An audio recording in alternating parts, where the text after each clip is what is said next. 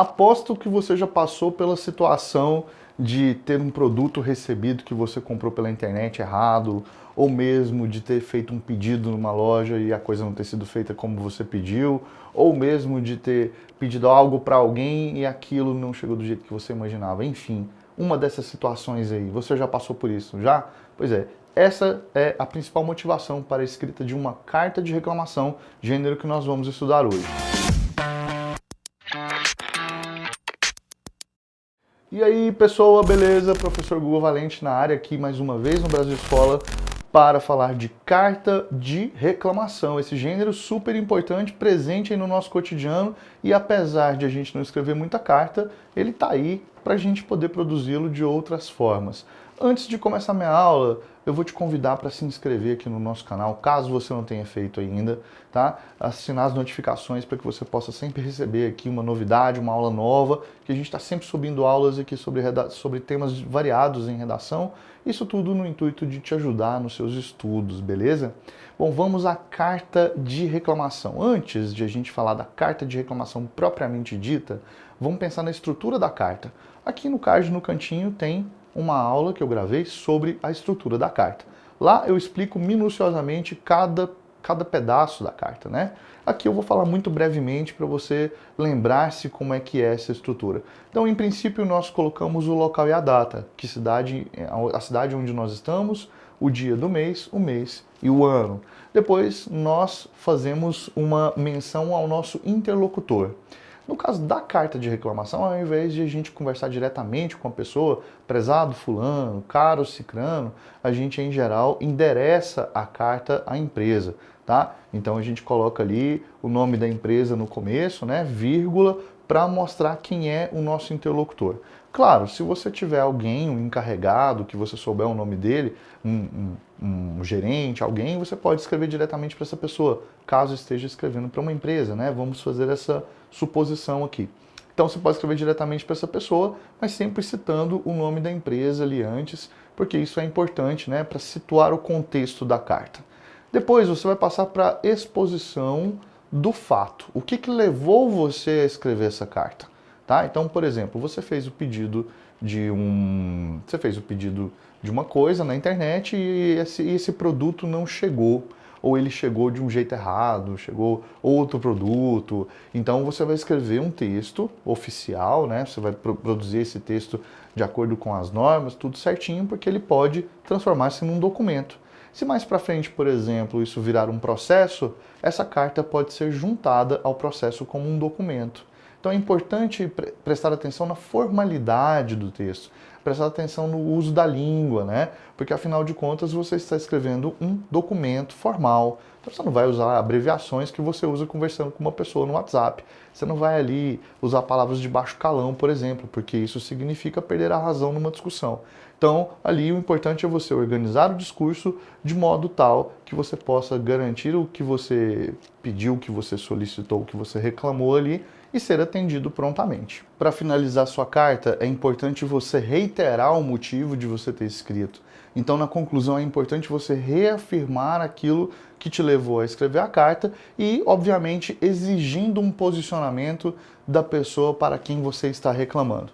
Tá? Aí é interessante deixar aquele fecho mais agressivo, né? Porque afinal de contas você está, apesar de o texto ser formal, você está ali fazendo uma reclamação. Então é interessante de repente você terminar o texto com sem mais para o momento, atenciosamente, bem frio, bem direto, porque afinal de contas você está exigindo um direito seu. E aí, em seguida, o seu nome, tá? Essa é a situação mais tradicional de carta de reclamação. Agora vamos entender uma coisa do ponto de vista do verbo reclamar. O verbo reclamar ele tem duas regências. Ele pode ser um verbo transitivo direto, reclamar algo, ou ele pode ser transitivo indireto, reclamar de algo. Essa situação, segunda situação, né, que é a de reclamar de alguma coisa, é essa mesmo, de apontar uma crítica, né, de se sentir insatisfeito em relação a um determinado acontecimento. Então, em geral, a gente faz uma reclamação quando algo não está de acordo. Você está lá no restaurante, aí você pediu um prato e aí o prato veio de um jeito completamente diferente do que você gosta, ou veio estragado, veio alguma coisa ruim. Então você vai chamar o garçom para poder fazer uma reclamação sobre isso. Você vai demonstrar a sua insatisfação. Então, reclamar de algo é demonstrar insatisfação. Agora, é importante a gente pensar que a carta de reclamação, ela também reclama algo. E quando a gente diz reclamar algo, nós estamos, na verdade, solicitando, tá certo? Com ênfase.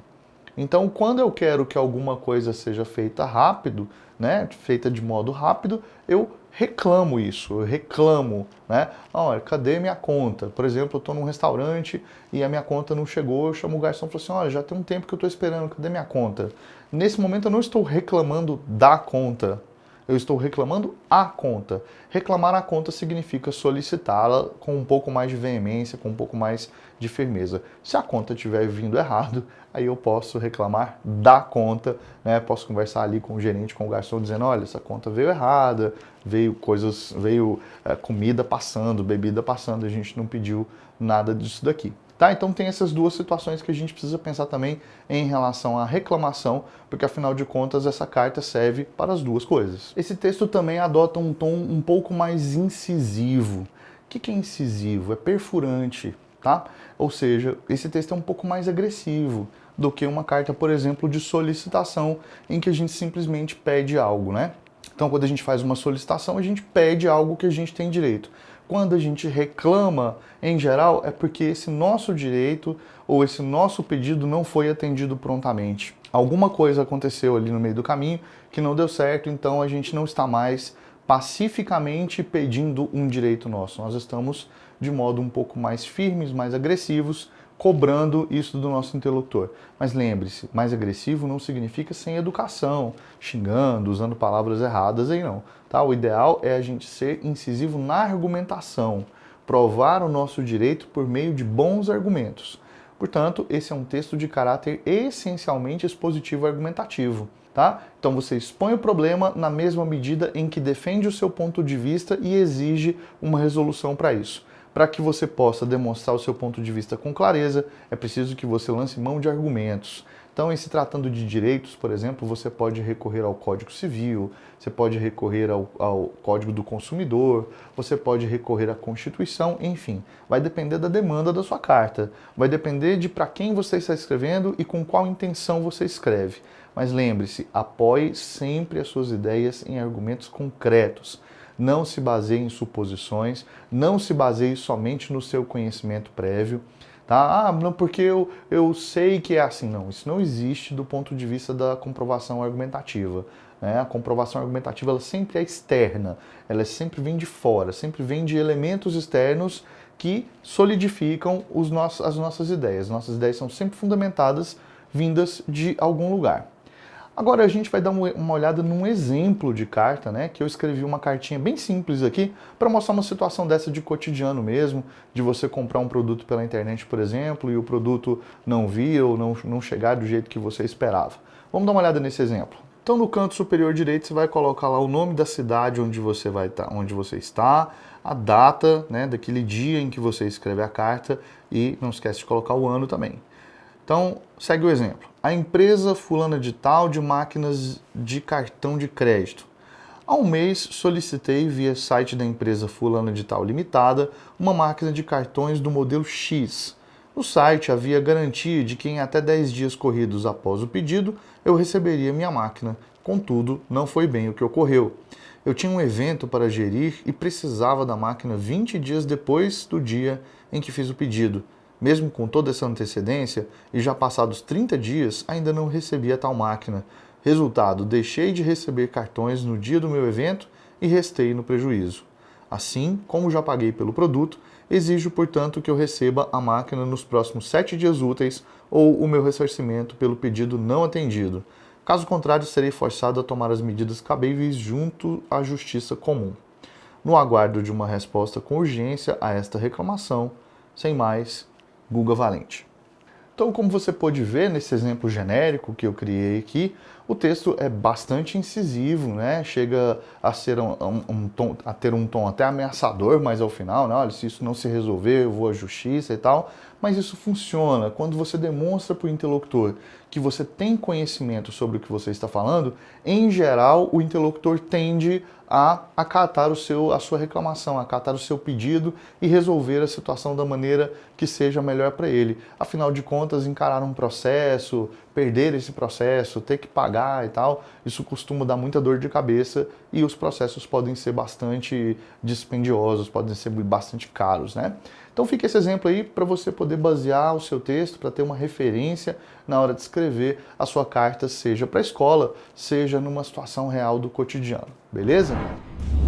Bom, eu vou ficando por aqui, agradeço imensamente você ter acompanhado essa aula aí comigo e vou te pedir aqui, antes de acabar, para que você possa seguir a gente nas nossas redes sociais, para ficar sempre bem informado e que a gente possa ser sempre parceiro nessa escrita cotidiana, tá bom? Valeu demais, até a próxima!